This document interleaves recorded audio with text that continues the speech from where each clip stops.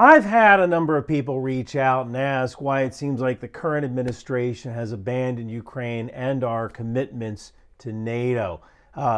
First the U.S. cuts off arms sales. Now they're restricting intelligence access to NATO.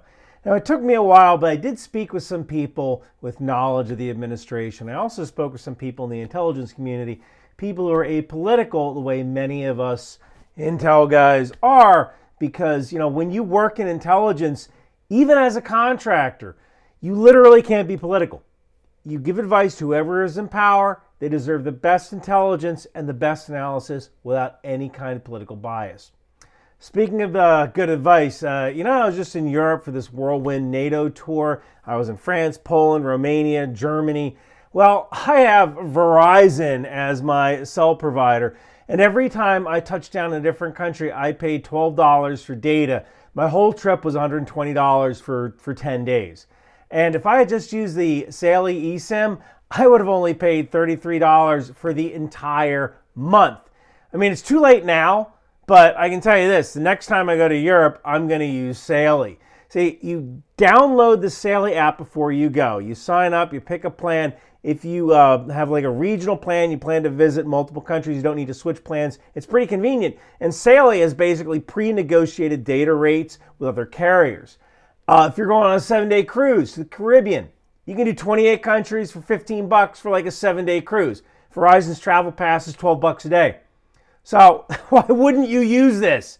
It would have literally paid for itself in 2 days had I used it in Europe. So get an exclusive 15% discount on Saley eSIM data plans. Download the Saley app and use code McBeth at checkout, or scan the code on screen right now and get started today. Now I'm going to start with an uncomfortable truth. A lot of what we see in Ukraine today is a result of three things. The botched pullout from Afghanistan, the previous administration never making a strong case for supporting Ukraine, and slow-walking weapons shipments. And you can like that or not. You can threaten to unsubscribe. I've heard it all. I'm just the messenger.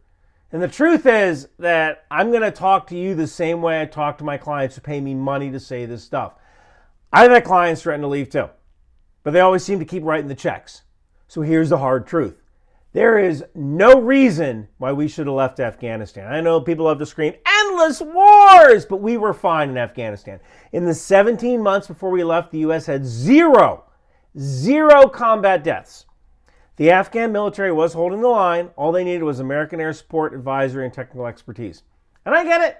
Our administration at the time said, our hands are tied because of the deal. The Taliban broke the deal multiple times. We still left. And when we did, I guarantee you President Putin was watching. Because what he saw was America cutting and running when our allies needed us the most. It didn't matter if it made strategic sense to stay. It didn't matter if Afghanistan gave us another permanent foothold against China. We left, and we left our allies to die. And I think that planted a little seed in President Putin's head. All he needed to do was keep up the pressure, use propaganda and useful idiots to make Ukraine the bad guy, and the U.S. would cut and run from Ukraine and Europe just like we did in Afghanistan. Now, the current administration sees what's happening through the lens of grand strategy, and you might not like this perspective, but I believe this is the perspective, and it's a very calculated risk. Since 2016, the United States has told Europe to get its defensive act together. They haven't. Since 2014, we've told Europe, stop buying Russian gas. They bought more. When Russia invaded Ukraine in 2022, many NATO countries wrung their hands instead of acting decisively. Some still can't find 2% of their economy to put towards the military, and it's been 3 years. And I don't believe a single new munitions factory has been built in Europe since the war started. That's kind of on them. So part of this is the administration saying, no more free rides. China is rising. The U.S. needs to shift its focus to the Pacific. And Ukraine got caught in the middle of realpolitik. Back in 1862, Abraham Lincoln wrote to newspaper editor and abolitionist Horace Greeley, where he said, If I could save the Union without freeing any slave, I would do it. If I could save it by freeing all the slaves, I would do it. And if I could save it by freeing some and leaving others alone, I would also do that. That, in a nutshell, is what is happening to Ukraine and Europe right now. The administration's position seems to be, if we can deter China without saving Ukraine, we will. If we can deter China by saving Ukraine, we will. And if we can deter China by letting Russia take some of Ukraine, we will. Because to the current administration, China is the real threat. President Xi has told the PLA to be ready by 2027 to take Taiwan by force. They're already building the landing ships. And right now, the U.S. has about 84,000 troops stationed in Europe, including an armored brigade in Bulgaria that isn't very useful for fighting China. So what happens if Europe takes the driver's seat? Well, then the 173rd Airborne could come home, or maybe to a permanent base like the Philippines.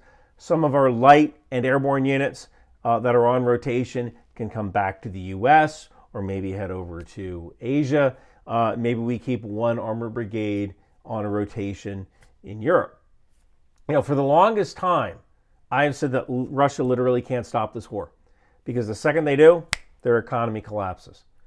Worst case scenario is that the war goes on and Russia breaks up into a bunch of feuding warlord states that just so happen to have nuclear weapons. The last time Russia collapsed was in 1991. It was manageable, and back then we called it the Soviet Union. But today, the administration may be calculating that a collapsing Russia plus a rising China equals disaster. So the current administration might think that it is better to force Ukraine into a peace deal, even if it isn't good for Ukraine, remove sanctions on Russia, let Russia soft land so that Putin is still in power and the nuclear weapons are safe, you have no warlord states, and then pivot everything to China. That is a strategy, but here's the problem. Our batting average at defending liberty sucks right now. As Americans, that's supposed to be our jam. We hung the Kurds out to dry, we left our Afghan partners to die, and now we're walking away from Ukraine and maybe Europe. So if you're Taiwan, the Philippines, Japan, Korea, Australia, can you trust the U.S.? Because right now it seems like the answer is no. Because if we can turn off weapons aid to Ukraine, we can turn off aid to anyone. And alliances, they only work if we're consistent. The scary part to me is that I could see Europe or even Five Eyes countries stopping the sharing of intelligence with the United States because they're afraid that this intelligence is either inadvertently or intentionally going to be leaked to Russia. And it's scary because we need our partners to get information for us from people who won't necessarily give it to us. The other issue here is weapon systems are expensive, and they get cheaper when large orders are placed. So when our allies order weapon systems from the United States, it's easier to keep the production lines open when other countries purchase our weapons. But if we break that trust, if we threaten to turn orders off on a whim, why would anyone ever buy weapon systems from us again? This not only hurts the U.S. and the defense industry, it also makes our weapon systems more expensive in the long run. And ultimately, we build less stuff. The United States is at a crossroads. Are we the nation that stands up for liberty, or are we the nation that walks away when it's inconvenient? Because if we keep proving to the world that we're unreliable, that we'll cut and run when things get tough, why would anyone ever stand with us when we need them? Taiwan is watching, the Philippines are watching, Japan is watching, South Korea and Australia, they're all watching. And what happens the moment they think that a deal with China is better than a deal with the U.S.? If we keep signaling that we're willing to trade our allies for short-term strategic convenience, then we need to ask ourselves one final question. Who's going to stand with us when we're the ones in need? Get my Intel Life t-shirt at Bunker Branding. Got hoodies there too.